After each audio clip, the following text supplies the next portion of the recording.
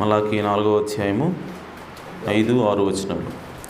యెహోవా నియమించిన భయంకరమైన ఆ మహాదినము రాకమునుపు నేను ప్రవక్తయగు ఏలియాను మీ యొద్దకు పంపుదును.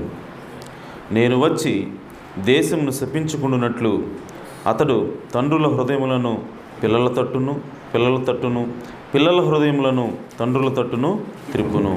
ఆమేన్. దేవుడు తన పరిశుద్ధ వాక్యమునకు తన ఆశీస్సులు జోడించుగాక. అలాగే నిలబడి ఉండి తలలు వంచి మన ప్రభువైన యేసుక్రీస్తుకు ప్రార్థన చేద్దాం. జీవము కలిగిన దేవ, సర్వోన్నతుడ, సర్వశక్తి గల తండ్రి, అయా మమ్మల్ని మిక్కిలిగా ప్రేమించి విడిచిపెట్టకూడని భాగ్యమైనటువంటి భాగ్యాన్ని కూడా విడిచిపెట్టి అయా పరలోకము నుండి భూమికి దిగివచ్చిన దేవుడు ప్రభువా. అయా నా తండ్రి, ఇదిగో ప్రభువా మమ్మల్ని మట్టి శరీరంలోకి వచ్చావు. అయా నా తండ్రి, నిన్ను నీవు నాయన ఎంతగానో తగ్గించుకున్నావు ప్రభువా. మనుషుల చేత దూషించబడ్డావు, మనుషుల చేత అవమానాలు పొందావు. చివరికి నాయన నీ రక్తాన్ని కార్చి నీ ప్రాణాన్ని పెట్టి ప్రభువా మీ సొత్తైన ప్రజలుగా మమ్మల్ని కొన్నావు ప్రభువా. అయా మా పాపముల నుండి, అయా నా తండ్రి మా అపరాధముల నుండి మమ్మల్ని విడిపించావు ప్రభువా. ఇదిగో నా తండ్రి, మీ రక్తం ద్వారా మమ్మల్ని కడిగి అయా నా తండ్రి మమ్మల్ని నీతిమంతులుగా చేసావు ప్రభువా. అంత మాత్రమే కాదు తండ్రి, అయా నాయన మీరు చనిపోయి పాతి పెట్టబడి 3వ దినాన తిరిగి లేవడం ద్వారా ప్రభువా ఇదిగో నా తండ్రి మాకు నిత్య జీవాన్ని ఇచ్చావు ప్రభువా. మీకు స్తోత్రము నాయన. ఇదిగో నా తండ్రి, నిజముగా ఎంత స్తుతించినా ప్రభువా, ఓ నాయన ఎంత పొగిడినా సరే ప్రభువా, అయా నా తండ్రి మీరు చేసినటువంటి గొప్ప కార్యము రక్షణను అయా నా తండ్రి దానికి మేము రుణం తీర్చుకోలేము ప్రభువా. మీకు స్తోత్రము నా తండ్రి. మేము అపరాధులం ప్రభువా, అల్పులము, అయోగ్యులము తండ్రి. అయా ఘోరమైనటువంటి పాపములు, అయా అతిక్రమములు చేస్తూ ఉన్నాం ప్రభువా. దయతో మమ్మల్ని క్షమించండి ప్రభువా. ఈ సమయంలో తండ్రి, అయా నా తండ్రి, అయా మీ రక్తం చేత ప్రభువా, అయా మరొక మారు మమ్మల్ని ముద్రించండి ప్రభువా. అయా మీ ఆత్మ చేత మమ్మల్ని మరొకసారి మమ్మల్ని దర్శించమని ప్రార్థిస్తున్నాను తండ్రి. ఇదిగో ప్రభు, ఇక్కడ నిలబడి నేను కేవలం నిమిత్త మాత్రుడిని తండ్రి. అయా నా తండ్రి, ఓ మాట్లాడవలసింది నీవే ప్రభువా. ఎలా మాట్లాడాలో, ఏం మాట్లాడాలో మీ ప్రజలతో నాకు తెలియదు, కానీ జీవము కలిగిన దేవుడా, హృదయ రహస్యాలు వివేచించే దేవుడు ప్రభువా. మీ వాక్యము నాయన 2 అంచులు గల ఎటువంటి ఖడ్గము కంటే నువ్వు వాడిగలదై అయా అది కీళ్లను మూలుగును అయా నా తను విభజించినంత దూరుచు ప్రభువా. హృదయాలోచనలు వివేచించుతున్నదని మీ వాక్యం సెలవిస్తున్నది ప్రభువా. కనుక తండ్రి, మీ వాక్యం ద్వారా అయా మా హృదయానికి ఏది కావాలో దాన్ని బయలుపరచమని ప్రార్థిస్తున్నాను. ఎందుకంటే మీ వాక్యము జీవము కలిగినది, మీ వాక్యము వెలుగై ఉన్నది. మా హృదయాల్లో ఉన్నటువంటి చీకటిని పారదోలేది మీ వాక్యమే ప్రభువా. కనుక నాయన మీ వాక్యంతో మమ్మల్ని దర్శించండి ప్రభువా. అయా నా సొంత మాట కానీ సొంత ఆలోచన కానీ ప్రభువా మీ మాటకు కలపకుండా అయా నా తండ్రి నన్ను పక్కన ఉంచండి ప్రభువా. మీరే నాయన సంపూర్ణంగా అయా నా తండ్రి నా మట్టి శరీరం అభిషేకించి నాయన అయా నా తండ్రి మీ ఆత్మ చేత మీరే మాట్లాడమని ప్రార్థిస్తున్నాను. కృప చూపించండి. చేరువచ్చిన ప్రతి ఒక్కరిని కూడా మీరు పేరు పైన జ్ఞాపకం చేసుకునండి. ఎవరు కూడా అన్యమనస్కంగా ఉండకుండా ప్రభువా, అయా నా తండ్రి మీ మీద మనసు లగ్నం చేసి ప్రభువా, అయా మీ కొరకు ఎదురు చూసేటువంటి భాగ్యాన్ని మాకు దయచేయమని ప్రభు ఆశీర్వదించమని మా ప్రభువును రక్షకుడునైనా యేసుక్రీస్తు నామములో ప్రార్థించడి వేడుకుంటున్నాను పరమ తండ్రి. ఆమేన్, ఆమేన్, ఆమేన్. దయచేసి కూర్చోవచ్చు. Praise the lord. హల్లెలూయా. ప్రభువైన యేసుక్రీస్తు నామములో కూడి వచ్చిన పరిశుద్ధులందరికీ కూడా వందనాలు తెలియజేస్తున్నాను. అందరు బాగున్నారు కదా? ఆమేన్. చాలా సంతోషం. మరి ఈ వాక్యంలోకి వెళ్ళబోయే ముందుగా ఈరోజు కొన్ని ప్రకటనలు ఉన్నాయి. మరి మొదటి ప్రకటన ఏమిటంటే, ఈరోజు సాయంత్రం మరి మన సహోదరుడు వేంపోగు నోవహు గారి కుటుంబంలో మరి ఆరాధన ఉంది. తన కుమారుడు పుట్టినరోజు సందర్భంగా ఈరోజు కూటాను ఏర్పాటు చేసుకుంటున్నాడు. కాబట్టి సాయంత్రం 6:30 గంటలకల్లా మనం సో ఆ గృహం దగ్గరికి వెళ్తే మనం దేవుడిని ఆరాధిద్దాం. మరి సహోదరుడి కుటుంబాన్ని ఆశీర్వదిస్తాడు దేవుడు. సో ఆ విధంగా మనం ప్రార్థనలో పెడదాం. సో సాయంత్రం దేవుడు వచ్చి రంగం మీదకి మాట్లాడేలాగున, మరి సహోదరుడి కుటుంబం దీవించబడేలాగున, అలాగే మరి సాయంత్రం వాక్యం ద్వారా చింతపల్లిలో ఉన్నటువంటి కాలనీ కూడా ఆశ్రయించబడినట్లుగా. ఆమె ఎందుకంటే మనల్ని ఆశ్రయించేది దేవుని యొక్క వాక్యం మాత్రమే. హల్లెలూయా. సో దేవుని యొక్క మాట మాత్రమే సత్యము, మిగతా అంతా కూడా అబద్ధం. ఆమేన్. కాబట్టి సో ఆ వాక్యం ద్వారా మరి ఈ చింతపల్లి గ్రామం ఆశ్రయించబడినట్లుగా మనందరం కూడా ప్రార్థన చేద్దాం. సో దానికి సిద్ధపడవలసిందిగా ప్రభుపేట మనవి చేస్తున్నాను. అలాగే మరి రెండవ ప్రకటనగా మరి మన సహోదరి కొమ్ము మరియమ్మ గారు తన యొక్క కుమార్తె వివాహం జరగబోతూ ఉంది. సో దానికి అందరినీ కూడా సంఘవంతుని కూడా ఆహ్వానించింది ఆమె. మరి యాక్చువల్గా ఆమె చెప్పాలి, బట్ అది చెప్పడానికి నాకు సిగ్గుగా ఉంది. అందుకోసం మీరు చెప్పండి అని చెప్పి పాస్టర్ గారు నాకు చెప్పింది. కాబట్టి వివాహం ఎప్పుడనంటే శనివారం, అంతేనా? 17వ తారీఖు, అంతేనమ్మా? 17వ తారీఖే కదా, ఉదయం. శుక్రవారం పెళ్లి కూతురు ఇంటి దగ్గర, శనివారం అబ్బాయి ఇంటి దగ్గర. ఓకే. సో కాబట్టి అది గమనించి, ఊరు దోమలగుండం. సో అది ఇక్కడ నుంచి ఒక 30 కిలోమీటర్లు ఉంటుంది, వినుకొండ బే రోడ్ నుంచి పక్కకి వెళ్ళాలి. సో కాబట్టి ఆ విషయాన్ని గమనించండి. మరి సంఘమంతటిని కూడా సహోదరి ఆహ్వానిస్తాం. అబ్బాయిది కూడా ఆ ఊరే. శుక్రవారం శనివారం అమ్మాయి దగ్గర, శనివారం అబ్బాయిల ఇంటి దగ్గర పెళ్ళి. ఏ రోజు వచ్చినా పర్వాలేదు. సో కాబట్టి అది గమనించవలసిందిగా ప్రభుపేట మనం చేస్తున్నాను. అలాగే మూడవ ప్రకటన, మరి ఎంతమంది వాక్యం ప్రారంభించారు? బైబిల్ చదవటం రోజుకి ఉదయం ఒక అధ్యాయము, సాయంత్రం ఒక అధ్యాయం చదవమని చెప్పాను. సో కాబట్టి అది నేను కాదు, ప్రవక్తే చెప్పాడు. సో ఉదయం ఒక అధ్యాయం చదవమన్నాడు, సాయంత్రం ఒక అధ్యాయం చదవమన్నాడు. ఎంతమంది ప్రారంభించారు కొత్తగా? సో ఎప్పటి నుంచో చదువుతున్న వాళ్ళు ఎంతమంది? Praise the lord. Hallelujah. So ఇంకా చాలా చేతులు లేవట్లేదు. సో ఎప్పటి నుంచో లేవట్లేదు, కాబట్టి అవి కూడా లేవాలి. ఆమేన్. సో ఎవరైనా సరే చదవలేని వాళ్ళు మరి ఆడియో బైబిల్ ఉంటుంది. సో ఫోన్లు ఉంటే ఆ ఫోన్లో ఆడియో బైబిల్ కూడా మరి ఇన్స్టాల్ చేసుకొని మరి వినొచ్చు. కాబట్టి ఆసక్తి ఉన్నవాళ్ళు ప్రార్థన అయిపోయిన తర్వాత కలిస్తే సో ఆడియో బైబిల్ కూడా ఇన్స్టాల్ చేయబడుతుంది మీ స్మార్ట్ ఫోన్ ఉంటే. ఓకే. సో కాబట్టి అది గమనించండి. అలాగే వర్తమానం ఎంతమంది చదువుతున్నారు ప్రతిరోజు? Very good. God bless you Rena. So చిన్నపిల్లలు నిజంగా అది నాకు చాలా సంతోషాన్ని ఇస్తుంది. సహోదరుడు యోహాను కుమారుడు చిన్నపిల్లాడు. సో తను కూడా చదవటం నిజంగా చాలా సంతోషం. ఎందుకంటే ఆ విధంగా వాక్యంలో చిన్నప్పటి నుంచి పెరిగినప్పుడు వాళ్ళ యొక్క జీవితాలు డిఫరెంట్గా ఉంటాయండి నిజంగా. ఎందుకంటే సో ఈ లోకంలో ఒక మనిషిని పరిపూర్ణమైనటువంటి మనిషిగా తీర్చిదిద్దేది వాక్యం తప్ప ఇంకేది కాదు. ఆమేన్. ఎందుకనంటే మనల్ని ఎలా పరిపూర్ణతకు నడిపించాలో దేవుడికి తప్ప ఇంకెవరికి కూడా తెలియదు. దేవుడు తెలిసినంత ఇంకెవరికి తెలియదు. సో కాబట్టి మన చిన్నపిల్లలకి, మన పిల్లలకి కూడా వాక్యం చదవటం నేర్పిద్దాం. వర్తమానం చదవటం అనేది చిన్నప్పటి నుంచే నేర్పించాల్సిందిగా ప్రభుపేట మనవి చేస్తున్నాను. హల్లెలూయా. సరే, మంచిది. ఇప్పుడు వాక్యంలోకి వెళదాం. మనం ఒక సిరీస్ గురించి మాట్లాడుకుంటున్నాం. సో అది చివరికి వచ్చింది. ఆమేన్. సో దేవుని చిత్తం అయితే నెక్స్ట్ వీక్ దాన్ని నేను ముగించాలనుకుంటున్నాను. అయితే ఆ సిరీస్ ఏంటి అంటే, విలియం బ్రానమ్ ఒక నిజమైన ప్రవక్త. సో ఆయన దేవుడు పంపించినటువంటి ప్రవక్త తప్ప తనకు తానుగా ప్రకటించుకున్నటువంటి ప్రవక్త కాదు అన్న విషయాన్ని మనం ఇప్పటివరకు అనేక కోణాల నుంచి మనం చెప్పుకుంటూ వస్తూ ఉన్నాం. అయితే ఈరోజు మనం ధ్యానించబోయేటువంటి అంశం ఏంటి అంటే, మలాకీ గ్రంథము 4వ అధ్యాయము 5-6 వచనాల్లో ఉన్నటువంటి ఈ ప్రవక్త ఏలియా ప్రవక్త. సో ఏలియా ప్రవక్త మరి ఈ కాలంలోనే, అది కూడా విలియం బ్రానమే అని ఎలా చెప్పగలం? ఆమేన్. సో ఆయన ప్రవక్త అయిన ఏలియాను పంపిస్తాడని దేవుని యొక్క వాగ్దానము చేయబడింది. సో ఈ ప్రవక్త అయిన ఏలియా ఆల్రెడీ బాప్తిస్మం ఇచ్చి యోహాను అయ్యుండొచ్చు కదా. ఆమేన్. లేదంటే ప్రకటన 11వ అధ్యాయంలో మోషే ఏలియాలు రాబోతున్నారని కూడా మనకి తెలుసు. ఒకవేళ రాబోయేటువంటి ఆ 11వ అధ్యాయంలో రాబోయేటువంటి ఆ ఏలియా గురించి అయ్యుండొచ్చు కదా. ఆమేన్. ఎందుకు విలియం బ్రానమే అయి ఉండాలి అన్న ప్రశ్నకి ఈరోజు మనం సమాధానం చెప్పబోతున్నాం. హల్లెలూయా. సో ప్రశ్న అర్థమైంది కదా. మలాకీ 4:5-6లో ఉన్నటువంటి ఏలియా ప్రవక్త, ఓకే, మరి విలియం బ్రానమే అని ఎలా చెప్పగలం?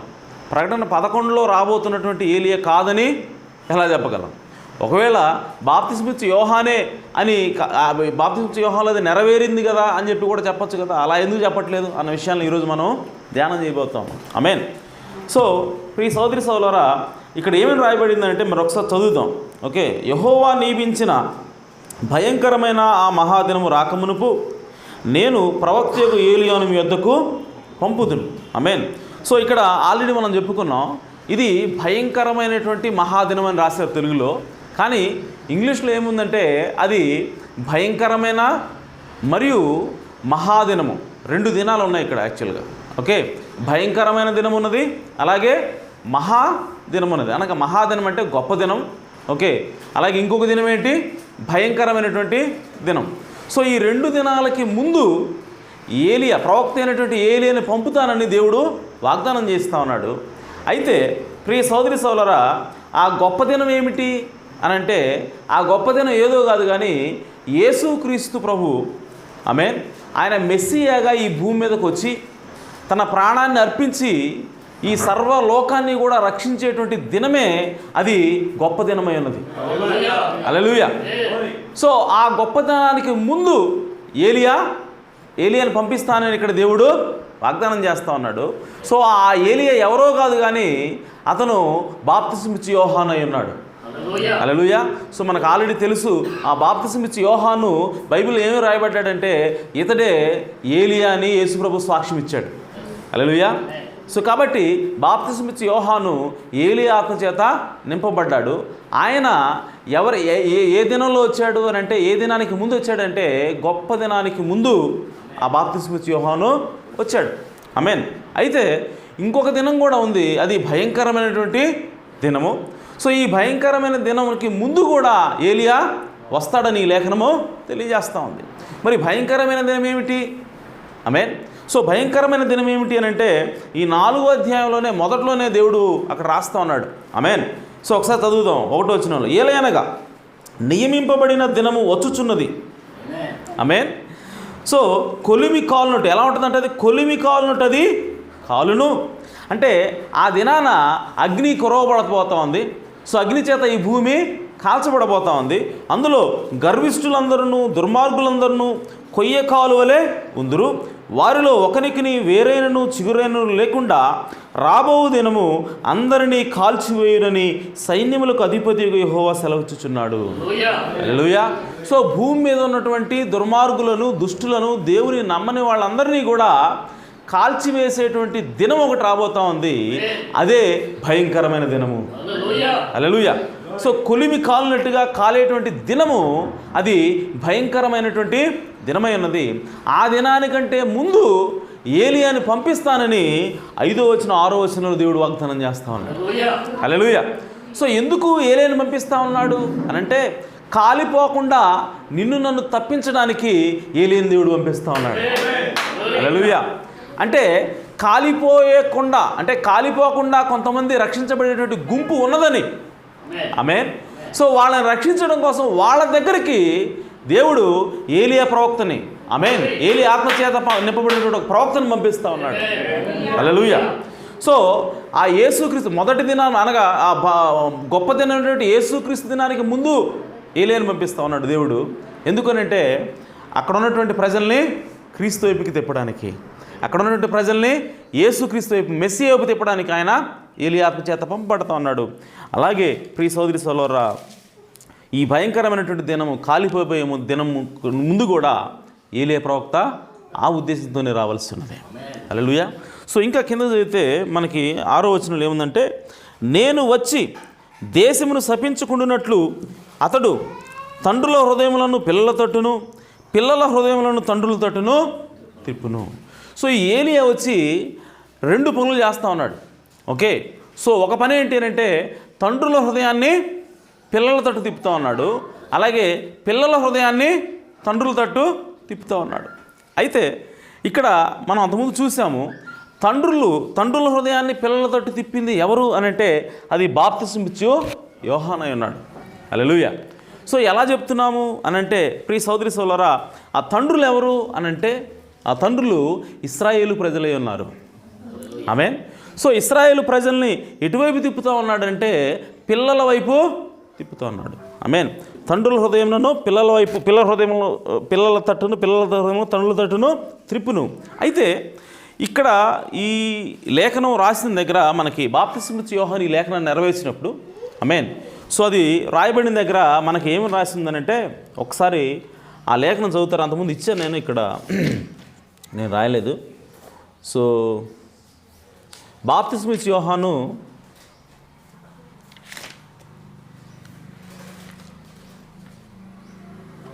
లూకా సువార్త ఒకసారి చేయండి, 2వ అధ్యాయము 35వ వచనం అనుకుంటా.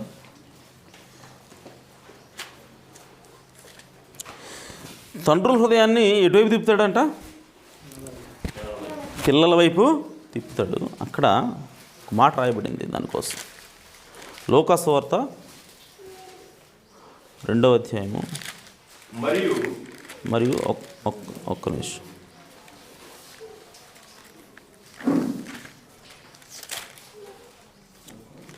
లూకా సువార్త 2వ అధ్యాయము 35.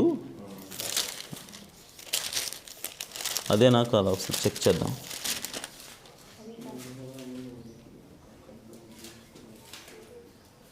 అది కాదండి.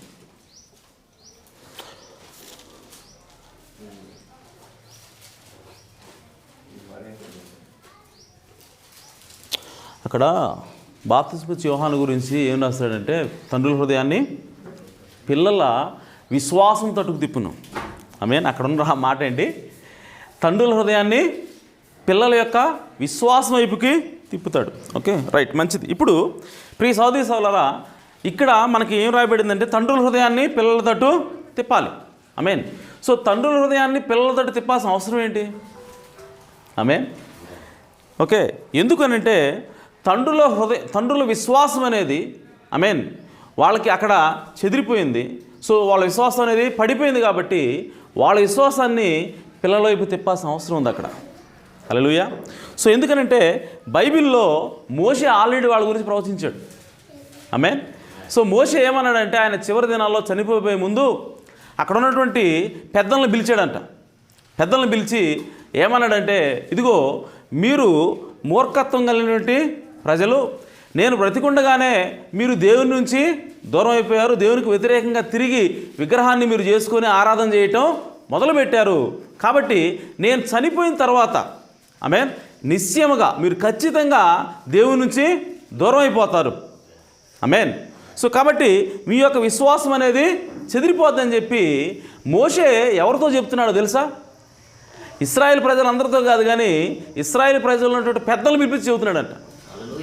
ఆమేన్. సో ఎవరితో చెప్తున్నాడు? పెద్దలు పిలిపించి చెప్తున్నాడు, మీరు ఖచ్చితంగా ఏం చేస్తారు? దేవుని నుంచి దూరం అయిపోతారు, దేవుని నుంచి మీరు ఎదురు తిరిగి ఆయన నుంచి దూరం అయిపోతారని చెప్పినప్పుడు, ప్రియ సహోదరీ సహోదరులారా, ఆయన ఎవరికి చెప్తా ఉన్నాడంటే ఇశ్రాయేల్లో ఉన్నటువంటి పెద్దలకు చెప్తా ఉన్నాడు. హల్లెలూయా. సో కాబట్టి దారి తప్పించేది ఎవరు ప్రజల్ని అంటే పెద్దలే తప్పిస్తూ ఉన్నారు. ఆమేన్. సో దేవుడి నుంచి దూరంగా తీసుకెళ్ళేది ఎవరు అని అంటే పాస్టర్ గారులే తీసుకెళ్తా ఉన్నారు. ఆమేన్. సో దేవుని దగ్గర నుంచి దూరంగా తీసుకెళ్ళేది ఎవరంటే దైవజనులుగా పిలువబడుతున్న వాళ్ళే తీసుకెళ్తా ఉన్నారు. ఆమేన్. అందుకోసమే ఆ వార్నింగ్ ఎవరికి ఇస్తున్నాడంటే మోషే గారు పెద్దలందరినీ కూడా పిలిచి వాళ్ళతో మాట్లాడుతూ ఉన్నాడు. హల్లెలూయా. సో కాబట్టి ఆయన చెప్పినట్టుగానే, ఆమేన్, వాళ్ళు చివరికి వచ్చేసరికి వాళ్ళు దేవుడి దగ్గర నుంచి చెదిరిపోయారు. అయితే ప్రియ సహోదరీ సోదరుల మధ్యలో ఒకసారి సమూయేలు ప్రవక్త కాలంలో వాళ్ళు ఏం చేశారంటే సమూయేలు దగ్గరకు వచ్చి, అయ్యా మాకు ఒక రాజు కావాలి అన్నారు. ఆమేన్.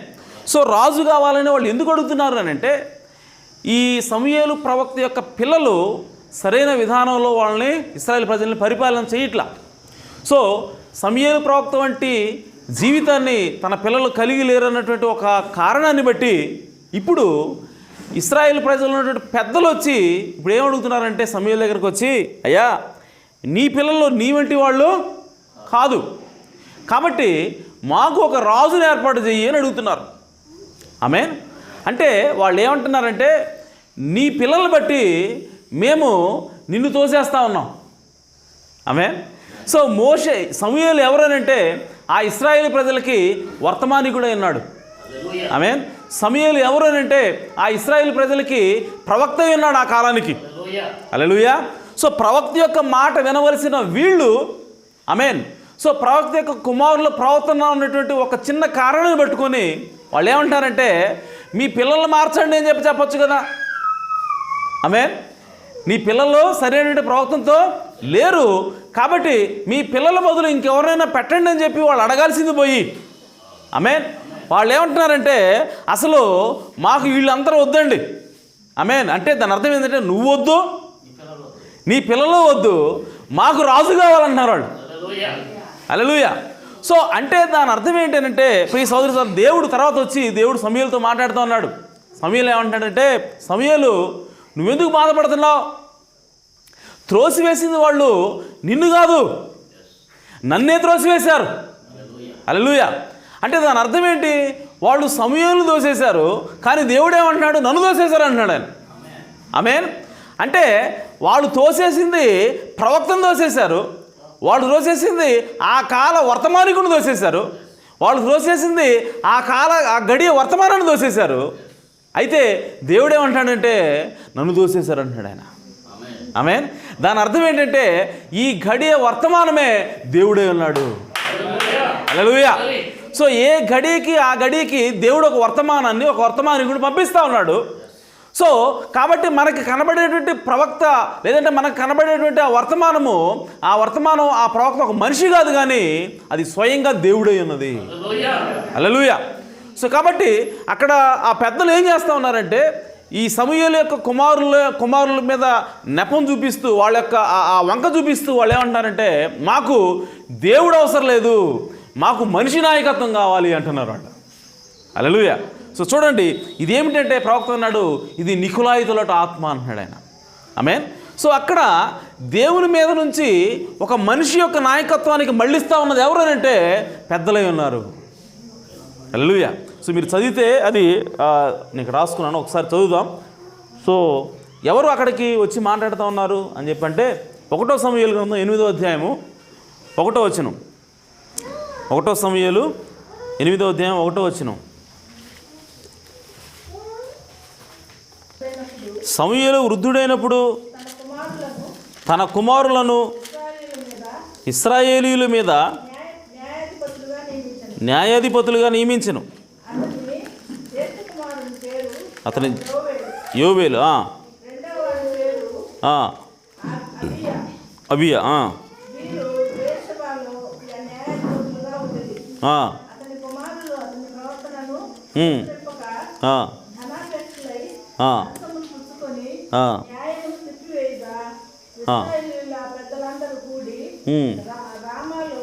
ఇప్పుడు చూడండి ఎవరు కూడుకున్నారట అక్కడ?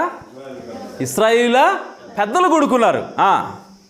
మోషే ఏమన్నాడు అంతకుముందు? మీరు ఖచ్చితంగా దేవుడి నుంచి దూరం అయిపోతారు అన్నాడు. ఎవరిని పిలిచి? పెద్దలను పిలిచే. ఆమేన్. సమూయేలు కాలంలోకి వచ్చేసరికి ఆ పెద్దలు ఏమంటున్నారు ఇప్పుడు? రామాలో సమూయేలు వద్దకు వచ్చి చిత్తగించుము, నీవు వృద్ధుడవు, ప్రవర్తన కలవారు కారు గనుక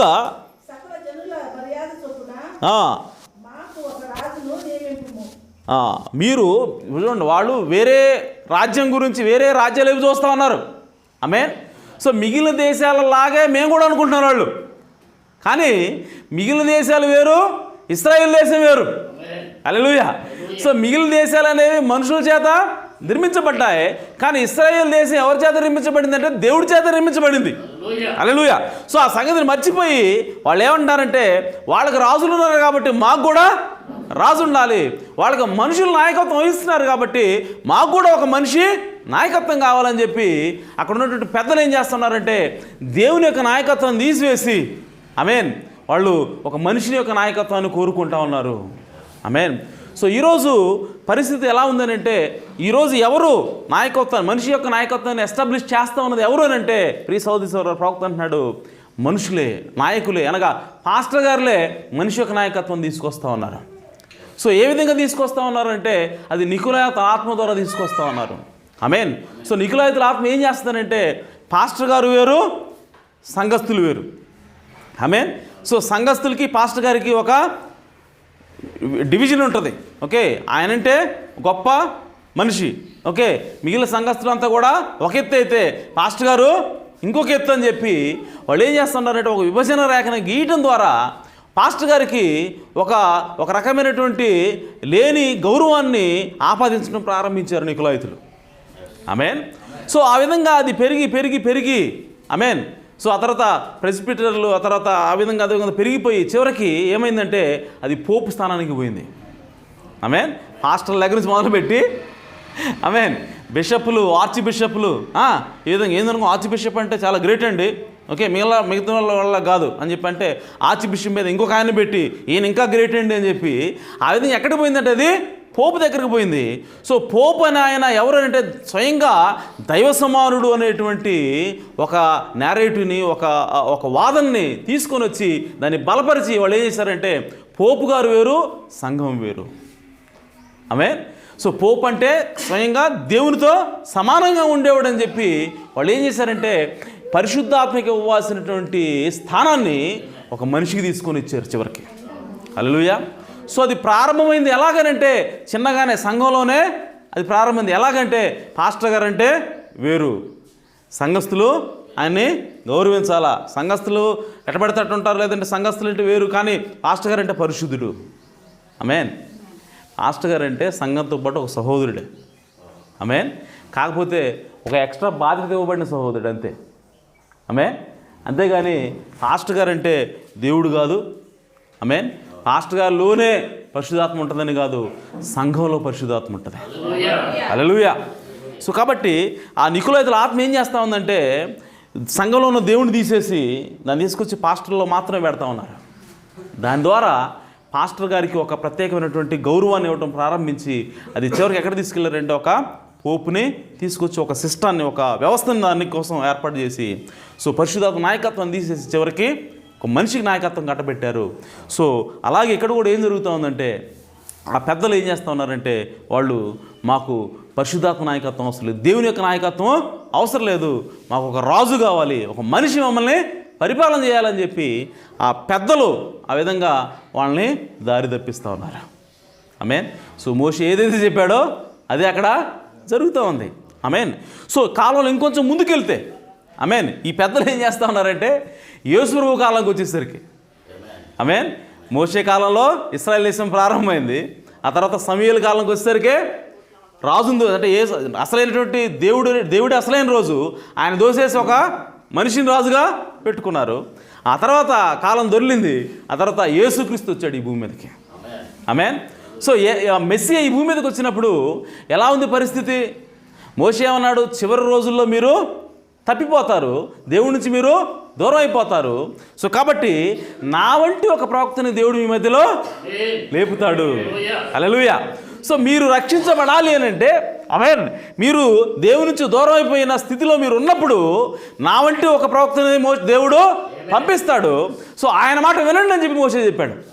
హల్లెలూయా. సో ఆ నా వంటి మోషే వంటి ప్రవక్త వచ్చేసరికి ఆమేన్ ఆయన ఎవరు? ప్రభువైన యేసుక్రీస్తు.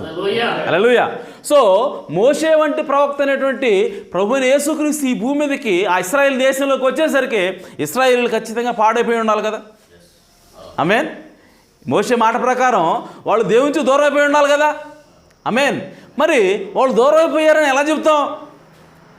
ఆమేన్. వాళ్ళు దూరం అయిపోయారని ఎలా చెప్తాం? ఆమేన్. మోషే చెప్పాడు మీరు దూరం అయిపోతారు రా అబ్బాయి అని. ఆమేన్. మరి యేసుక్రీస్తు వచ్చేసరికి వాళ్ళు దూరం అయిపోయి ఉండాలా ఆ లేఖన ప్రకారం, ఆ వాక్యం ప్రకారం. ఆమేన్. సో అయితే మరి వాళ్ళు దేవుణ్ణి ఆరాధించట్లేదా యేసుక్రీస్తు సమయంలో? ఆమేన్. దేవుడి నుంచి దూరం అయిపోవటం అంటే ఏంది? వాళ్ళు యెహోవా దేవుణ్ణి ఆరాధించకుండా విగ్రహారాధన చేస్తూ ఉండాలా. ఇది మన ఆలోచన, దేవుడి నుంచి దూరం అయిపోవటం అంటే. ఆమేన్. మరి యేసుక్రీస్తు అనగా మోషే వంటి ప్రవక్త వచ్చినప్పుడు ఇశ్రాయేల్ దగ్గరికి వాళ్ళు దేవుడి నుంచి దూరం అయిపోయి ఉండాలి కదా. ఓకే, మరి ఆ టైంలో ఏం చేస్తూ ఉన్నారు వాళ్ళు అని అంటే వాళ్ళు బలులు అర్పిస్తున్నారు, యెహోవా దేవుణ్ణి ఆరాధిస్తూ ఉన్నారు. ఆమేన్. వాళ్ళు సొంపు జోయలకర్రలో కూడా దశంభాగాలు వేస్తూ ఉన్నారు. వాళ్ళు నిష్టగా వాళ్ళు భక్తిని చేస్తూ ఉన్నారు. ఆమేన్. మరి వాళ్ళు తప్పిపోయారని ఎలా చెప్పగలం? ఆమేన్. ఎలాగనంటే ప్రియ సోదరి సోదరులారా, వాళ్ళకి ఇవ్వబడినటువంటి ధర్మశాస్త్రం ఒకటే. ఆమేన్. సో ఆ ధర్మశాస్త్రంలో రకరకాల విశ్వాసాలని, రకరకాల చీలికలు తీసుకొని వచ్చారంట. ఆమేన్.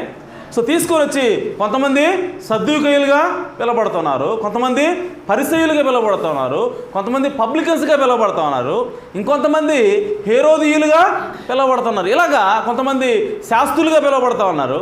సో ఈ విధంగా వాళ్ళు ఆ ధర్మశాస్త్రం యొక్క విశ్వాసాన్ని, ధర్మశాస్త్రం తీసుకొని వాళ్ళు ముక్కలు చేసి వాళ్ళు చీలిపోయి ఉన్నారంట.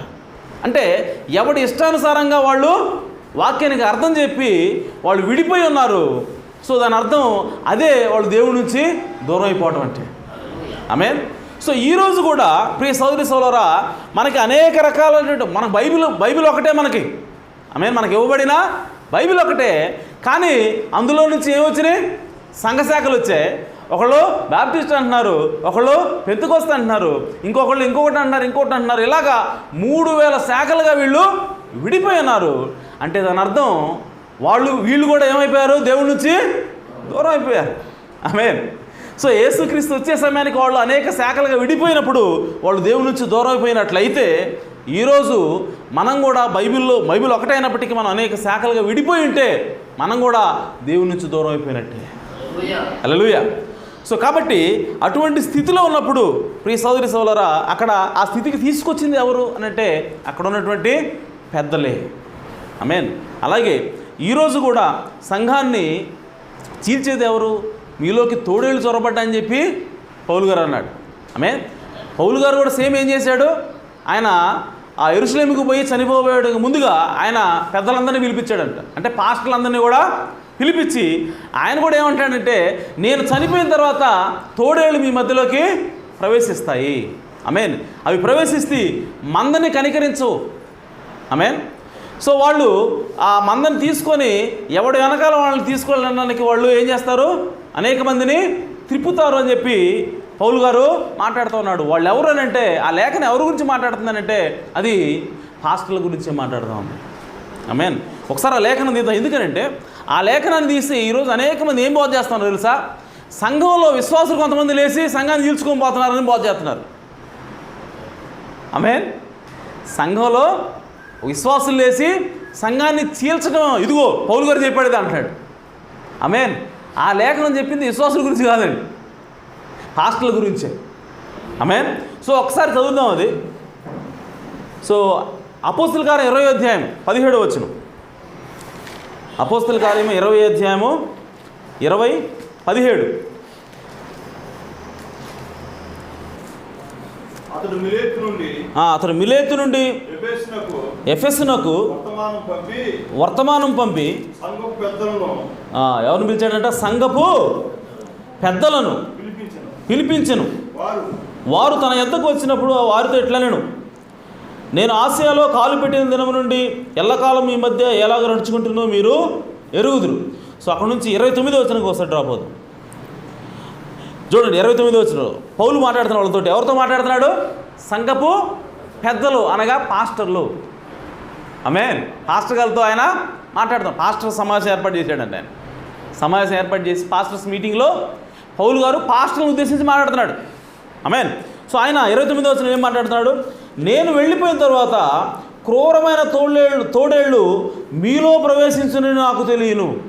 ఎవరిలో ప్రవేశిస్తాయంట? పాస్టర్లలో. ఆమేన్. ప్రవేశించునని నాకు తెలియను. వారు మందను కనికరింపరు. ఆమేన్. అంటే సంఘాన్ని వాళ్ళు కనికరించరు. ఓకే, వాళ్ళు ఎలా ఉన్నారా, వాళ్ళు బాగుపడుతున్నారా లేదంటే చచ్చిపోతున్నారా, వాళ్ళకి అది అనవసరం. ఆమేన్. అంటే మందను కనికరించనంటే ఈ లేఖను ఎవరి గురించి చెబుతున్నట్టు పౌలు గారు? పాస్టర్ల గురించా, విశ్వాసుల గురించా? పాస్టర్ల గురించే కదా. ఈ లేఖనం తీసుకొని ఏమంటారు తెలుసా మన వాళ్ళు? సంఘంలో ఎవరైనా లేచాడు అనుకో, ఒక విశ్వాసి, మీరు చెప్పేది తప్పండి అన్నాడు అనుకో, వాడికి ఆపదిస్తున్నారు తీసుకుపోయి, చీల్చేది ఈడే అని. ఓకే, కాదండి, పాస్టర్ల గురించి చెప్పింది ఆయన. ఆమేన్. సో వారు మందను కనికరింపరు, మరియు శిష్యులను తమ వెంట ఈడ్చుకొని పోవాలని వంకర మాటలు పలుకు మనుషులు మీలోనే బయలుదేరుదురు. ఎవరిలో? మీలో అంటాడు.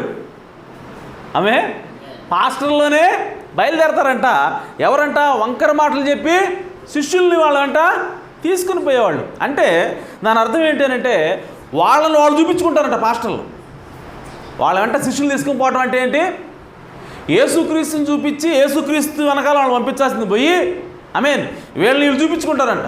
నేనంటే ఏందనుకున్నావు? నేను ఎంత కష్టపడతాను అనుకున్నావు? నేను ఎంత ప్రార్థన పరుడు అనుకున్నావు? నాకెంత వాక్యం తెలుసు అనుకున్నావు? సో ఇలాంటి వంకర మాటలు మాట్లాడి వాళ్ళు ఏం చేస్తారంటే శిష్యులను వాళ్ళ వెంట తీసుకుని పోతారంట. యేసు వెంట కాదంట. యేసు వెంట కాదు తీసుకుపోయేవాళ్ళు, వాళ్ళ వెంట తీసుకుపోతారంట. అంటే కొంతమంది పాస్టర్లు ఏం చేస్తారంటే యేసుక్రీస్తుని చూపించాల్సిన బదులు వాళ్ళని చూపించుకుంటూ ఉంటారు సంఘానికి. సో అదేమిటి అని అంటే అదే నికులాయితుల ఆత్మ అని ప్రవక్త అంటాడు. హల్లెలూయా. సో కాబట్టి ఈ నికులాయితుల ఆత్మ ప్రియ సోదరి సోదరా అక్కడ యేసుక్రీస్తు వచ్చే సమయానికి పనిచేస్తూ ఉంది. సో అందుకోసమే శాస్త్రులు పరిశీలులు అందరూ కూడా ఈ మిగిలిన సామాన్య ప్రజల్ని పురుగులాగా చూస్తూ ఉన్నారు. వీళ్ళు పరిశుద్ధులు కాదు, వీళ్ళు దేవునికి సరైన జీవితాన్ని జీవించట్లేదు, మేమే పరిశుద్ధంగా జీవిస్తున్నాం, మేమే సొంపులోను పుదీనాలో కూడా దశమాంగం కడుతున్నాం, కాబట్టి మేము గొప్పవాళ్ళం అని చెప్పి వాళ్ళు ఆ నికులతల ఆత్మను వాళ్ళు కలిగి ఉన్నారు.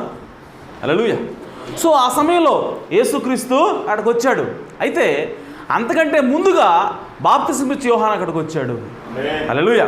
సో ఈ బాప్తిస్మం ఇచ్చే యోహాను వచ్చి ఏం చేస్తా ఉన్నాడంటే ఈ చెదిరిపోయినటువంటి ఆ తండ్రుల విశ్వాసాన్ని సో ఇశ్రాయేలు ప్రజల్లో ఉన్నటువంటి ఆ విశ్వాసం ఏదైతే ఉందో వాళ్ళు దేవుని నుంచి దూరం అయిపోయినటువంటి ఆ స్థితి ఏదైతే ఉందో దాన్ని తీసుకొని ఆయన ఏం చేస్తా ఉన్నాడంటే యేసుక్రీస్తు వైపు తిప్పుతూ ఉన్నాడు. హల్లెలూయా. సో యేసుక్రీస్తు వైపు తిప్పి ఏమంటాడంటే ఇదిగో లోక పాపలను మోసుకొని పోయే దేవుని గొర్రెపిల్ల. హల్లెలూయా. సో మీరందరూ కూడా ఈయన ఫాలో అవ్వండి అని చెప్పి బాప్తిస్మం ఇచ్చే యోహాను ఏం చేస్తా ఉన్నాడంటే అక్కడ ఇశ్రాయేలు ప్రజల్లో ఇశ్రాయేలు తండ్రులు తీసుకొని ఆ యేసుక్రీస్తు వైపు ఆయన తిప్పుతూ ఉన్నాడు. హల్లెలూయా. సో కాబట్టి అది బాప్తిస్మం ఇచ్చే యోహాను యొక్క పరిచర్య ఉన్నది. సో అయితే ప్రియ సోదరి సోదరులారా ఇక్కడ ఇంకా మనం లోతుగా దాన్ని పరిశీలిద్దాం. ఆయన ఏమంటాడంటే ఆయన ఎక్కడి నుంచి ఎక్కడికి లాగుతున్నాడు బాప్తిస్మం ఇచ్చే యోహాను అంటే ఆయన ధర్మశాస్త్రం నుంచి కృపవైపుకు లాగుతున్నాడంట వాళ్ళు. ఇశ్రాయేలు ప్రజలు దేని మీద విశ్వాసం ఉంచారు? ధర్మశాస్త్రం మీద విశ్వాసం ఉంచారు. సో దాన్ని ఆయన ఏం చేస్తామన్నట్టు అటు వాళ్ళ మీద అక్కడ ఉన్నటువంటి విశ్వాసాన్ని తీసుకొచ్చి ఇప్పుడు కృపవైపుకి అనగా యేసుక్రీస్తు మీద ఉన్నటువంటి విశ్వాసం వైపుకి ఆయన తిప్పుతూ ఉన్నాడు.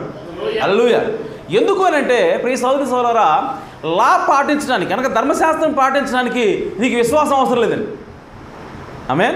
విశ్వాసం అనేది అవసరం లేదు. దేవుడు బలి అర్పించమంటే నువ్వు బలి అర్పిస్తే చాలు నీ పాపము కప్పబడుతుంది. దానికి విశ్వాసము అవసరం లేదు. కానీ ఇప్పుడు బాప్తిస్మం ఇచ్చే యోహాను ఏం చేస్తా ఉన్నాడంటే వాళ్ళని ఆ ధర్మశాస్త్రంలో ఉన్నటువంటి ఆ ఆజ్ఞలను వాటి నుంచి మీరు ఇప్పుడు యేసుక్రీస్తు యొక్క విశ్వాసం మీద తిరగండి ఇప్పుడు. ఎందుకనంటే మీరు బలులు అర్పించడం అనేది ఇప్పుడు ఆపేసేయండి. మీ పాపం పోవాలనంటే ఇదిగో యేసుక్రీస్తు అనగా మీలో నా వంటి ఒక ప్రవక్తను దేవుడు మోషే పంపిస్తాడని చెప్పి వాగ్దానం చేశాడు కదా, ఆయన ఈయనే. హల్లెలూయా.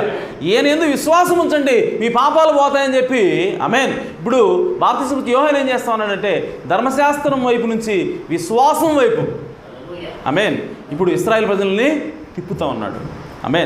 సో అది హెబ్రీయులకు రాసిన పత్రికలో పౌలు గారు స్పష్టంగా మాట్లాడుతుంటాడు, వీటి గురించి మాట్లాడుతుంటాడు. అంటే ధర్మశాస్త్రం పాటించడానికి విశ్వాసం అనేది అవసరం లేదు. విశ్వాసం అనేటువంటిది ఎప్పుడు వచ్చిందనంటే యేసుక్రీస్తు వచ్చిన తర్వాత విశ్వాసం వచ్చింది. హల్లెలూయా.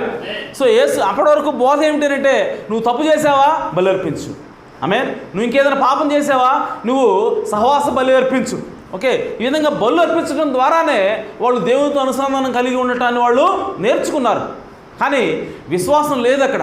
కానీ ఎప్పుడైతే యేసుక్రీస్తు అనేటువంటి ఆయన వచ్చాడో ఇప్పుడు బైబిల్ ఏం చెప్తా ఉందో, వాక్యం ఏం చెప్తా ఉంది అంటే ఆయన కాచిన రక్తం మీద మనం విశ్వాసం ఉంచాలి. హల్లెలూయా. సో ఇప్పుడు మనం నమ్మాలి. ఏమని నమ్మాలంటే యేసుక్రీస్తు రక్తమే మనల్ని మన పాపాల నుంచి విడిపిస్తుందని చెప్పి నమ్మవలసి ఉన్నది. అంతకుముందు ఆ నమ్మకం అవసరం లేదు. కానీ బాప్తిస్మం ఇచ్చే యోహాను ఏమంటున్నాడంటే ధర్మశాస్త్రం మీద నుంచి కాదు, ఇప్పుడు యేసుక్రీస్తు మీద మీరు విశ్వాసం ఉంచాలి. హల్లెలూయా. సో ఆ విధంగా ఆయన ఆ తండ్రులైనటువంటి ఇశ్రాయేలుని ఇప్పుడు క్రీస్తు యొక్క విశ్వాసం వైపు ఆయన తిప్పుతూ ఉన్నాడు. అది బాప్తిస్మం ఇచ్చే యోహాను యొక్క పరిచర్య. అయితే ఇప్పుడు ప్రియ సోదరీ సోదరులారా ఇప్పుడు మనకు అర్థమైంది తండ్రులు ఎవరు అని అంటే ఇశ్రాయేలీలు, పిల్లలు ఎవరనంటే క్రీస్తు ఉన్నాడు. ఇదేంటి అక్కడ పిల్లలు అంటే క్రీస్తు అక్కడ చూపిస్తున్నావు? ఆమేన్. పిల్లలను రాయబడింది కదా, క్రీస్తు ఒక్కడిని చూపిస్తున్నావేంటి అని అంటే, ప్రియ సోదరి సోదరులారా, దేవుని వాక్యం రాయబడింది, నీ సంతానము ఇసుక రేణువులు చేస్తాను, ఆకాశ నక్షత్రాలు చేస్తానని చెప్పి అబ్రహాముకి వాగ్దానం చేశాడు. కానీ పౌలు గారు ఏమంటాడంటే, ఆ లేఖనం తీసుకొని ఆయన అనేక సంతానములు అన్నట్టుగా కాకుండా ఆమేన్ ఒక్క సంతానం అయినట్టుగానే ఆయన అబ్రహాముతో మాట్లాడాడు. ఆ ఒక్క సంతానం ఎవరో కాదు, యేసుక్రీస్తు. హల్లెలూయా. సో చూడటానికి అనేక పిల్లలుగా ఉన్నట్టుగా ఉంది, కానీ ఎవరు ఆయన? ఒక్కడే సంతానం, ఆయనే యేసుక్రీస్తు. ఆ సంతానం, ఆ పిల్లలు ఎవరో కాదు, ఆయన యేసుక్రీస్తు అన్నాడు. హల్లెలూయా. సో ఇప్పుడు బాప్తిస్మం ఇచ్చే యోహాను వచ్చి ఇశ్రాయేల్ ప్రజల్ని యేసుక్రీస్తు వైపు తిప్పాడు. ఆమేన్. రైట్, బాగానే ఉంది. అయితే ఇప్పుడు నెక్స్ట్ స్టెప్ ఏంటి? పిల్లల హృదయాన్ని తండ్రుల తట్టు తిప్పాలి. ఆమేన్. సో ఇప్పుడు పిల్లలు ఎవరు, మరి తండ్రులు ఎవరు? ఆమేన్. సో యేసు ప్రభు వచ్చాడు, రక్తం కార్చాడు, సో ఆయన ప్రాణం అర్పించాడు, ఆయన పాతిపెట్టబడ్డాడు, తిరిగి లేచి ఆయన ఆరోహణమై వెళ్ళిపోయాడు. వెళ్ళిపోయిన తర్వాత ఏం ప్రారంభమైంది? వెంటనే సంఘం ప్రారంభమైంది. ఆమేన్. పెంతెకొస్తు దినాన సంఘం ప్రారంభమైంది. సంఘం ప్రారంభమైన తర్వాత, అంటే ఎప్పుడు ఇది సంఘం ప్రారంభమైంది? 2000 సంవత్సరాల క్రితం సంఘం ప్రారంభమైంది. ఈ 2000 సంవత్సరాల నుంచి దేవుడు ఎవరితో డీల్ చేస్తూ ఉన్నాడు? సంఘంతోనే డీల్ చేస్తున్నాడు. ఇశ్రాయేల్ ప్రజలతో డీల్ చేస్తున్నాడా? లేదు. ఓకే. సో ఇప్పుడు దేవుడు ఎవరితో డీల్ చేస్తూ ఉన్నాడంటే సంఘంతోనే డీల్ చేస్తూ ఉన్నాడు. దేవుడు ఎవరితో డీల్ చేస్తున్నాడంటే క్రిస్టియన్స్తోనే డీల్ చేస్తున్నాడు. ఆమేన్. యూదులతో డీల్ చేయట్లేదండి. ఓకే. సో ఇప్పుడు ఎన్ని వేల సంవత్సరాలుగా డీల్ చేస్తున్నాడు దేవుడు? ఇప్పుడు 2000 సంవత్సరాలుగా అన్నిలో ఉన్నటువంటి క్రైస్తవులతోటి దేవుడు వ్యవహరిస్తూ ఉన్నాడు. ఇశ్రాయేల్ ప్రజలతో ఆయన వ్యవహరించట్లేదు. ఆమేన్. సో ఇప్పుడు ప్రియ సోదరి సోదరులారా, ఈ రెండో భాగం ఎవరికి చెంది ఉండాలి మరి అయితే? ఆమేన్. రెండో భాగం ఏంటి? పిల్లల హృదయాన్ని తండ్రులతో తిప్పాలా. సో ఇప్పుడు ఆ పిల్లలు ఎవరు అని అంటే, ఈ యేసుక్రీస్తుని ఎవరైతే నమ్మారో, ఆమేన్, సో వాళ్ళందరూ కూడా పిల్లలై ఉన్నారు. 2000 సంవత్సరాల క్రితం వాళ్ళు ప్రారంభమయ్యారు. ఆ పిల్లలు పెంతెకొస్తు దినాన ఆ పిల్లలు ప్రారంభమయ్యారు. సో ఈ 2000 సంవత్సరాలుగా ఏమైంది మరి ఆ పిల్లలకి? ఆమేన్. 2000 సంవత్సరాల క్రితం సంఘం ప్రారంభమైనప్పుడు ఒక విశ్వాసం ఉంది వాళ్ళకి. ఆమేన్. ఏంటి విశ్వాసం అంటే, యేసుక్రీస్తు రక్తం మనల్ని పాపం నుండి రక్షిస్తుంది అని వాళ్ళు విశ్వాసం ఉంచారు. ఆ విధంగా వాళ్ళు ప్రారంభమయ్యారు. ప్రారంభమైన తర్వాత ఈ 2000 సంవత్సరాలు గడిచినాయి. ఈ 2000 సంవత్సరాలు ఏమైంది అని అంటే, ఆ పిల్లల యొక్క విశ్వాసం అనేది చెడిపోతూ వస్తూ ఉంది. ఆమేన్. ఇప్పుడు చూడండి, ఇశ్రాయేల్ ప్రజలు మోషే ఆధ్వర్యంలో ప్రారంభించబడ్డారు ఒక దేశంగా. సో ఆ విధంగా ప్రారంభించబడిన తర్వాత వాళ్ళ విశ్వాసం ఏమైంది? చివరికి వచ్చేసరికి యేసు ప్రభు వచ్చేసరికి చెడిపోయింది. ఆమేన్. దాన్ని మోషే కూడా చెప్పాడు. అలాగే 2000 సంవత్సరాల క్రితం క్రైస్తవ అనేది, చర్చ్ అనేది, సంఘం అనేది ప్రారంభించబడింది పెంతెకొస్తు దినాన. సో ఇప్పుడు వాళ్ళ విశ్వాసం కూడా 2000 సంవత్సరాలుగా ఏమవుతా ఉంది? పాడైపోతూ ఉంది. అలా పాడవుతుందని పౌలు గారు చెప్పాడు, ఇంకా యోధా కూడా చెప్తూ ఉన్నాడు, ఇంకా యాకోబు గారు చెప్తున్నారు. అలాగే అనేక పత్రికల్లో అది మనకు రాయబడింది. ఆమేన్. అందుకోసమే యోధా ఏమంటున్నాడు? మీరు ఇదిగో మీకు ఇవ్వబడినటువంటి విశ్వాసాన్ని గట్టిగా పట్టుకోండి. సో మీకు ఇవ్వబడినటువంటి ఆ విశ్వాసం కొరకు మీరు గట్టిగా పోరాడండి అని చెప్పి ఆయన రాస్తూ ఉన్నాడు. హల్లెలూయా. అంటే ఈ 2000 సంవత్సరాలుగా ఏమవుతా ఉంది అని అంటే, ఈ పిల్లల యొక్క విశ్వాసం అనేది చెదిరిపోతూ ఉంది. ఈ పిల్లల యొక్క విశ్వాసం అనేది పడిపోతూ ఉంది. ఇప్పుడు చివరి దినాల్లోకి వచ్చాం. సో ఇప్పుడు ఏమైందంటే, ఆ విశ్వాసం పూర్తిగా పడిపోయినటువంటి స్థితిలో ఉన్నది. సో ఈ సమయంలో ఏమవుతోంది అని అంటే, ఖచ్చితంగా ఈ పిల్లల హృదయాల్ని ఆమేన్ మరలా తండ్రుల హృదయం వైపు తిప్పేటువంటి పరిచయం ఒకటి రావాలి. హల్లెలూయా. సో అది ఎక్కడ జరగాలి? ఖచ్చితంగా క్రైస్తవుల్లోనే జరగాలి, యూదుల్లో కాదండి, ఇశ్రాయేల్లో కాదు జరగాల్సింది. అది ఎక్కడ జరగాలి? క్రైస్తవుల్లోనే జరగాలి. ఆమేన్. ఎందుకంటే ఇప్పుడు పిల్లలు ఎవరంటే క్రైస్తవులే ఉన్నారు. ఆమేన్. మరి తండ్రులు ఎవరంటే వీళ్ళు. ఈ క్రైస్తవ సంఘం ఎక్కడైతే ప్రారంభమైందో, ఎవరి విశ్వాసంతో అయితే ప్రారంభమైందో ఆ విశ్వాసులే ఇప్పుడు అసలు తండ్రులే ఉన్నారు. ఆమేన్. సో క్రైస్తవ సంఘం ఎవరి విశ్వాసం మీద ప్రారంభించబడింది? ఎవరి ద్వారా ప్రారంభించబడింది అంటే అపోస్తుల బోధ ద్వారా ప్రారంభించబడింది. హల్లెలూయా. సో కాబట్టి ఈ క్రైస్తవ పిల్లలకి తండ్రులు ఎవరవుతారు? అపోస్తులు. ఆమేన్. సో అపోస్తుల బోధ వైపు తిప్పడమే ఇప్పుడు ఈ రెండో భాగమే ఉన్నది. హల్లెలూయా. సో క్రైస్తవ పిల్లల్ని ఇప్పుడు అపోస్తుల విశ్వాసం వైపు తిప్పాలి. ఆమేన్. ఆ తర్వాత దేవుడు వస్తాడు రంగం మీదకి. హల్లెలూయా. సో యేసుక్రీస్తు వచ్చి ఎవరైతే అపోస్తుల బోధ వైపు తిరుగుతారో వాళ్ళని ఆయన రక్షించి ఆ తర్వాత వాళ్ళని ఎత్తుకొని ఆకాశంలోకి తీసుకుపోయిన తర్వాత అప్పుడు ఈ భూమి మీదకి అగ్ని కురిపించబోతా ఉన్నాడు. అప్పుడు ఏమొస్తుంది? భయంకరమైన దినం రాబోతా ఉంది. హల్లెలూయా. సో ఈ భయంకరమైన దినంలో నుంచి పిల్లల్ని అనగా ఎవరైతే చెదిరిపోయినారో విశ్వాసంలో వాళ్ళలో కొంతమంది రక్షించబడవలసిన వాళ్ళు ఉన్నారు. ఆమేన్. సో ఆ రక్షించబడవలసిన వాళ్ళు ఈ చర్చిలో కూర్చున్నారు ఇప్పుడు. ఆమేన్. నీవు నేనే ఆ పిల్లల్లో రక్షించబడాల్సినటువంటి భాగమే ఉన్నాం. ఆమేన్. సో మనల్ని రక్షించడం కోసమే ఇప్పుడు పిల్లల హృదయాల్ని తండ్రులతో తిప్పేటువంటి ఒక పరిచర్యతోటి ఏలియా వచ్చాడు. హల్లెలూయా. సో ఆ ఏలియా ఎవరో కాదు, విలియం మరియన్ బ్రాన్హమ్ అయి ఉన్నాడు. ఆమేన్. ఆయన ఎవరో కాదు, ప్రవక్తకు ఏలియా ఆత్మచేత నింపబడిన వ్యక్తి అయి ఉన్నాడు. హల్లెలూయా. సో కాబట్టి ప్రియ సోదరి సోదరులారా, ఈ లేఖనం ఎవరి కోసం రాయబడిందంటే ఇశ్రాయేలు కోసం కాదు. ఆమేన్. క్రైస్తవుల కోసం రాయబడింది. హల్లెలూయా. సో అదేలాగా సహోదరుడా, ఒకవేళ ఆ ప్రకటన గ్రంథంలో రాయబడినటువంటి 11వ అధ్యాయంలో రాయబడినటువంటి ఆ ఏలియా అయి ఉండొచ్చు కదా ఏనా అని చెప్పంటే, మీరు ఒకసారి గమనించండి. ప్రకటన 11వ అధ్యాయంలో అక్కడ మోషే ఏలియాలు వచ్చి వాళ్ళ పరిచర్య చేసిన తర్వాత 1,44,000 మంది రక్షించబడతారు. ఆమేన్. సో ఆ 1,44,000 మంది రక్షించబడినప్పుడు వాళ్ళని బైబిల్ ఏం పిలుస్తుందో తెలుసా? వాళ్ళని పిల్లలని పిలవట్లా. ఆమేన్. వాళ్ళని సేవకులను పిలుస్తూ ఉన్నది. హల్లెలూయా. వాళ్ళని నా దాసులని పిలుస్తూ ఉన్నాడు దేవుడు. హల్లెలూయా. మీరు గమనించండి, వాళ్ళని ఏమని పిలుస్తున్నాడు? నా దాసులను పిలుస్తున్నాడు. కానీ ఇక్కడ ఏం రాయబడింది? పిల్లల హృదయాల్ని తండ్రులతో తిప్పాలి. ఆమేన్. సో కాబట్టి వీళ్ళు దాసులు కాదు, దాసుల హృదయాల్ని పిల్లలతో తండ్రులతో తిప్పాలంటే ఈ లేఖనం వాళ్ళకు సంబంధించిందని అర్థం. ప్రకటన 11లో వచ్చే ఏలియా గురించి చెందిందని అర్థం. కానీ ఇక్కడ రాయబడింది ఏంటి?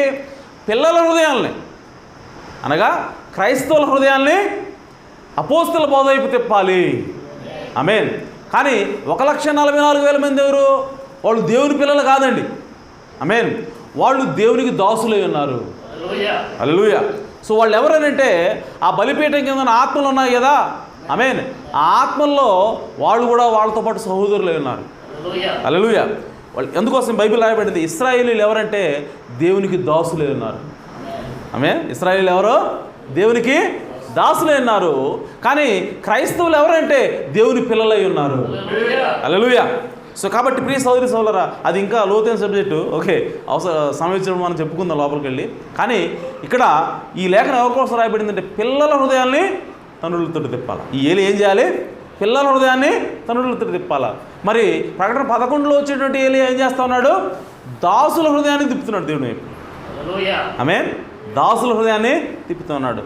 అందుకోసమే ఆ ఏలియా కాదు. ఆమేన్. మరి ఈ ఏలియా ఎవరనంటే ఈయన అన్యులకు పంపబడేటువంటి ఏలియా ఉన్నాడు. క్రైస్తవులు అనగా అన్యులై ఉన్నారు. ఆమేన్. ఈ అన్యులకి ఒక ప్రవక్త ఈ కాలంలో ఖచ్చితంగా రావాలా. హల్లెలూయా. సో కాబట్టి ప్రియ సోదరి సోదరులారా, ఈరోజు మనము ఖచ్చితంగా ఎటువైపు తిరగాలి అంటే, మనం రక్షించబడాలంటే మనము అపోస్తుల బోధ వైపు తిరగాలి. ఆమేన్. సో అపోస్తుల బోధ వైపు తిప్పే పరిచర్య ఏమిటంటే అది విలియం మరియన్ బ్రాన్హమ్ గారి పరిచర్య అన్నది. ఆమేన్.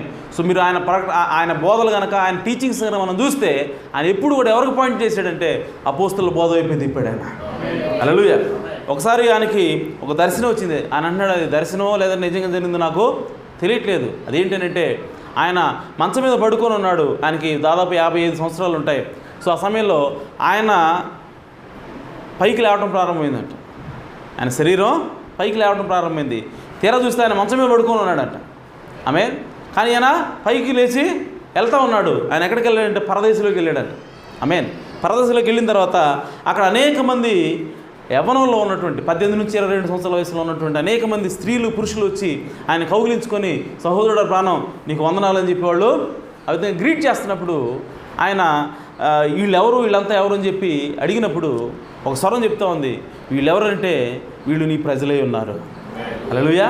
సో నా ప్రజలంటే వీళ్ళు బ్రాహ్మణ్సా అని చెప్పంటే కాదు, వీళ్ళు ఎవరంటే నీ సువార్త ద్వారా రక్షించబడినటువంటి ప్రజలే ఉన్నారు. హల్లెలూయా. సో కాబట్టి ఆయన అన్నాడు, ఓకే ఇప్పుడు ఆయన ఏమన్నాడంటే నేను యేసుక్రీస్తుని చూడొచ్చా అని అడిగిన తర్వాత, ఓకే అంటే ఆయన ఆ స్వరం చెప్తోంది ఆయన ఇంకా హైలో ఉన్నాడు, ఓకే ఇంకొక స్థానంలో ఉన్నాడు, ఇప్పుడు కాదు అది తర్వాత చూస్తావు అని చెప్పంటే అప్పుడు ఇంకో ప్రశ్న అడిగాడు ఆయన ఏమన్నాడంటే మరి పౌలు గారు ఎక్కడున్నాడు? హల్లెలూయా. నేను నా సువార్త ద్వారా కన్నా ప్రజలైతే వీళ్ళు, ఆమేన్.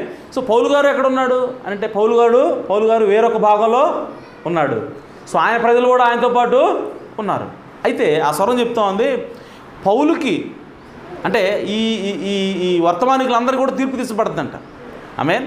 సో తీర్పు తీర్చబడినప్పుడు వాళ్ళు తీర్పు తీర్చబడిన తర్వాత వాళ్ళకి ఆ రాజ్యం అనేది ఇవ్వబడుతుంది. ఇవ్వబడిన తర్వాత ఇప్పుడు ఆయన ఏమంటాడంటే పౌలు గారికి తీర్పు తీర్చబడదా అని అడిగాడు. అవును అన్నాడు. అంటే ఇప్పుడు పౌలు గారు చెప్పిందే నేను చెబితే, ఆమేన్, ఆయన పోయాడు అనుకో పరలోకంలోకి, నేను కూడా పోతాను కదా, ఆమేన్. ఆయన అంగీకరించబడ్డాడు అనుకో పౌలు గారు, నేను కూడా అంగీకరించబడతాను కదా. సో కాబట్టి పౌలు గారు కనుక తీర్పులో దాటిపోయి ఆయన పరలోకంలోకి వెళ్తే నేను కూడా ఖచ్చితంగా వెళ్తాను అన్నాడు ఆయన. హల్లెలూయా. ఎందుకనంటే పౌలు గారు ఏది చెప్పాడో నేను కూడా అదే చెప్పాను అన్నాడు. హల్లెలూయా. సో అపోస్తులు ఏదైతే బోధించారో నేను కూడా అదే బోధించాను అన్నాడు ఆయన, ఆమేన్. సో కాబట్టి మన ప్రవక్త యొక్క బోధ అది ఏదో కాదు కానీ అది అపోస్తుల బోధ ఉన్నది. హల్లెలూయా. సో కాబట్టి ఆయన పరిచర్య ఖచ్చితంగా అదే ఉన్నది. ఆయన పిల్లల హృదయాన్ని తన్నులతో తిప్పడానికి వచ్చాడు అనగా క్రైస్తవుల్ని ఆయన అపోస్తుల బోధ మరలా తిప్పడానికి వచ్చాడు. ఆయన అదే చేశాడు. హల్లెలూయా. సో ఈరోజు అనేక మంది విమర్శిస్తూ ఉన్నారు ఆయన్ని. ఆయన అబద్ధ ప్రవక్త అంటున్నారు, దొంగ ప్రవక్త అంటున్నాడు, ఆయన చెప్పినటువంటి ఆ సిద్ధాంతాలు లేదంటే ఆ టీచింగ్స్ అనేవి బైబిల్లో లేవంటున్నారు. కానీ ప్రియ సోదరి సోదరులారా, ఆయన లోపలికి వెళ్ళి నువ్వు పరిశీలన చేస్తే ఆయన చెప్పిన ప్రతి మాట కూడా బైబిల్లో ఉన్నది. హల్లెలూయా. బైబిల్ తప్ప ఆయన ఏది కూడా బోధించలేదండి. మనకు అర్థం కాకపోవచ్చు, కానీ లోతుగా పరిశీలన చేస్తే నువ్వు ఖచ్చితంగా దేవుడు నీకు సహాయం చేస్తాడు, ఆమేన్. ఆయన చెప్పిన ప్రతి మాట కూడా బైబిల్లో ఉన్నది, ఆమేన్. సో కాబట్టి ఈ కాలానికి పంపబడినటువంటి ఏలి ఎవరు అని అంటే ఆయన విలియం మరియన్ బ్రహ్మం గారు, ఆమేన్. సో కాబట్టి ఆయనే ప్రవక్త అయిన ఏలి ఆత్మచేత పంపబడేటువంటి ప్రవక్త అయినాడు, ఆమేన్. ఆయన పిల్లల హృదయాల్ని తండ్రుల తట్టు తిప్పుతాడు. సో కాబట్టి ఈ లేఖనం ఇశ్రాయేలుకి సంబంధించింది కాదు, ఈ లేఖనము అన్యులకి సంబంధించింది, ఆమేన్. ఎందుకంటే వాక్యం ఇప్పుడు కూడా కంటిన్యూస్గా ఉంటుంది, ఓకే. తండ్రి హృదయాన్ని పిల్లల తట్టు తిప్పినటువంటి పరిచర్య బాప్తిస్మ యోహానుదైతే ఆ తర్వాత పిల్లల హృదయాన్ని తండ్రులతో తిప్పేటువంటి పరిచర్య రావాలంటే ఆ కాలం కూడా చూసుకోవాలి, టైం కూడా చూసుకోవాలి, చరిత్ర కూడా చూసుకోవాలి, ఆమేన్. కేవలం బైబిలే కాదండి, ఓకే, చరిత్ర కూడా చూడాలి, ఆమేన్. సో యేసుక్రీస్తు బాప్తిస్మ యోహాను వచ్చిన తర్వాత ఎక్కడికి వెళ్ళాడంటే అన్యుల దగ్గరికి వచ్చాడు. ఆయన యేసుక్రీస్తు ఎక్కడ పంపించబడ్డాడు? అన్యుల దగ్గరికి వచ్చాడు. ఆయన యొక్క అపోస్తల బోధ ద్వారా ఎక్కడికి వచ్చాడు? ఆయన అన్యుల దగ్గరికి వచ్చాడు. కాబట్టి ఈరోజు ఆ చివరిలో అన్యుల యొక్క అంతం, అన్యుల యొక్క దినాల అంతంలో, ఆమేన్. సో వాళ్ళ యొక్క విశ్వాసాన్ని మరలా అపోస్తలులకు తిప్పాలంటే మరి ఏలి ఎక్కడికి రావాలంటే అన్యుల దగ్గరికి రావాలి. ఏలి ఎక్కడికి రావాలంటే క్రైస్తవుల దగ్గరికి రావాలి తప్ప యూదుల దగ్గరికి కాదు, ఆమేన్. సో కాబట్టి యూదుల దగ్గర వెళ్ళేటువంటి ఏలియా వేరే ఉన్నాడు. ఆయన 1,44,000 మందిని రక్షించబోతా ఉన్నాడు. కాబట్టి ప్రియ సోదరి సోదరులారా, మనం ఫాలో అవుతున్నటువంటి ఈ ప్రవక్త బైబిల్లో ఉన్నటువంటి ప్రవక్త అయినాడు, ఆమేన్. సో లేఖనాలు కరెక్ట్గా సరిపోతూ ఉన్నాయి, ఆయన జీవితం సరిపోతూ ఉంది. సో ఆయన టీచింగ్స్ కూడా వాక్యానికి సరిపోతూ ఉన్నాయి. కాబట్టి ఈరోజు ఖచ్చితంగా మనము ఈ ప్రవక్తను విశ్వసించవలసి ఉన్నాం, ఆమేన్. సో కొంతమంది ప్రశ్న అడిగారండి. నేను అంతకుముందు దీని గురించి బోధ చేస్తే యూట్యూబ్లో పెడితే కొంతమంది ప్రశ్న అడిగారు. ఏమనంటే విలియం బ్రానన్ మేము నమ్మకపోతే మాకు పరలోకం లేదా అని అడిగారు. విలియం బ్రానన్ నమ్మకపోతే మాకు పరలోకం లేదా అని అడిగారు. ప్రియ సోదరి సోదరులారా, నేను దానికి చెప్తున్నాను, విలియం బ్రానన్ని నమ్మకపోతే పరలోకం ఉందో లేదో నాకు తెలియదు, కానీ ఎత్తబాటు మాత్రం ఖచ్చితంగా ఉండదు, ఆమేన్. నువ్వు ఎత్తబడాలంటే విలియం బ్రానన్ నమ్మాల్సిందే, హల్లెలూయా. ఎందుకనంటే ఎత్తబడేటువంటి విశ్వాసం ఇచ్చేది ఎవరు అని అంటే ఈ ప్రవక్త యొక్క వర్తమానమే ఇస్తుంది, హల్లెలూయా. సో కాబట్టి రక్షణ ఉంటుందా అని చెప్పేది నేను చెప్పలేను. ఎందుకంటే రక్షణ అనేది అనేక కేటగిరీలో వస్తారు రక్షణలోకి, ఆమేన్. ఇది తెలుసా, యేసు ప్రభు కాలంలో నికోదేము అనేటువంటి ఒక వ్యక్తి ఉన్నాడు. ఆమేన్. నికోదేము. సో నికోదేము డైరెక్ట్గా యేసుప్రభుని విశ్వసించలేదు, డైరెక్ట్గా యేసుప్రభుని ఫాలో అయ్యి ఆయన శిష్యులాగా ఆయన తిరగల. కానీ ప్రవక్త అన్నాడు ఆయన కూడా పరలోకం ఉందన్నాడు. ఆమేన్. ఎందుకు? ఆయన ఏ గుంపులో ఉన్నాడు? ఆయన పరిశీల గుంపులో ఉన్నాడు. ఆయన పరిశీల సద్దూకేలా, నాకు ఐడియా లేదు. నికోదేము పరిశీలే కదా. సో పరిశీలలో ఒకడైనటువంటి నికోదేము ఆయన రాత్రిపూట వచ్చి ఆయనతో మాట్లాడాడు. సో మాట్లాడినప్పుడు ఆయన యేసు ప్రభువుకు సపోర్ట్గా మాట్లాడాడు.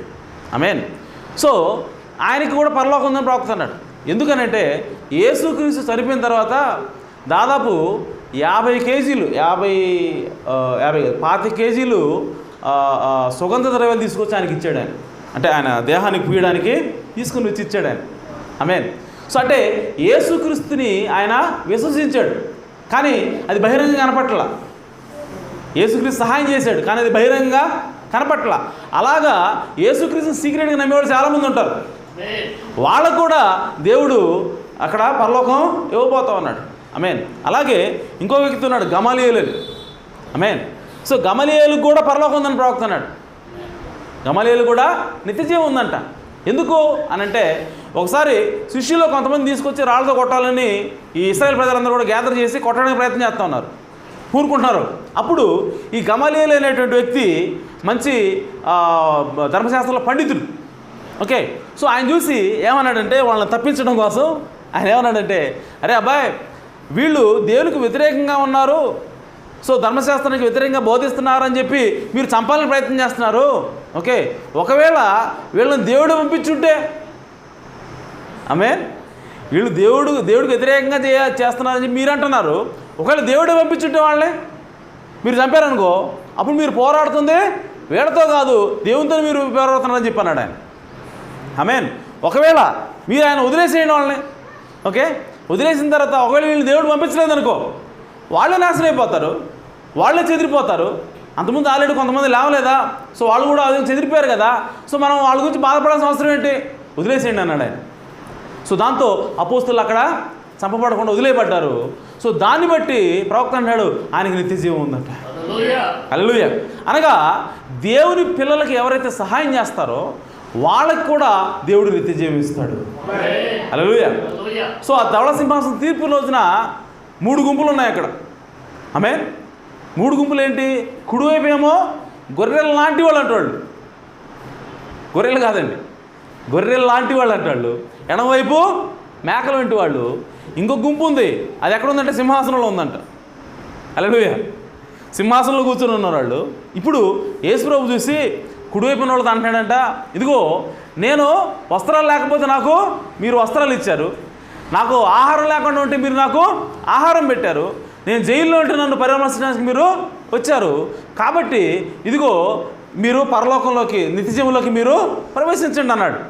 అప్పుడు వాళ్ళు అడిగారు ఆశ్చర్యంతో, అయ్యా నువ్వు ఎప్పుడు ఆకలిగా ఉన్నావు, మేము ఎప్పుడు ఆహారం పెట్టాం, నువ్వు ఎప్పుడు జైల్లో ఉన్నావు, మేము ఎప్పుడు పరామర్శించాం, ఆమేన్, నువ్వు ఇప్పుడు బట్టలు లేకుండా ఎప్పుడు చేసావు ఇవంతా అని చెప్పి అంటే, అప్పుడు యేసుప్రభు అంటున్నాడు, ఇదిగో ఈ చిన్నవారిలో ఏమంటున్నాడు ఆయన, ఈ చిన్నవాళ్ళు సింహాసనం మీద కూర్చున్న వాళ్ళు చూపించి ఈ చిన్నవారిలో ఒకరికి మీరు చేశారు కనుక. హల్లెలూయా. 3 గుంపులు ఉన్నాయి కదా, ఈ 3వ గుంపు చూపించాడు ఆయన. చూపించి ఈ చిన్నవారిలో ఒకరికి మీరు చేశారు కనుక మీరు నాకు చేసినట్టు అన్నాడు ఆయన. హల్లెలూయా. సో ఆ రూల్ ప్రకారం ఆయన ఏం చేశాడంటే గమలీయేలుని తీసుకెళ్ళి నిత్యజీవం ఇచ్చాడు. ఆ రూల్ ప్రకారం ఆయన నికోదేముకి పరలోకం ఇస్తా ఉన్నాడు. ఆమేన్.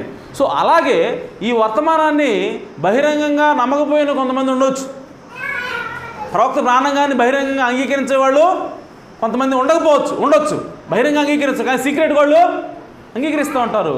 సో వాళ్ళకు కూడా రక్షణ ఉంటుంది. కానీ ఎత్తబాటు విషయంలో మాత్రము హల్లెలూయా.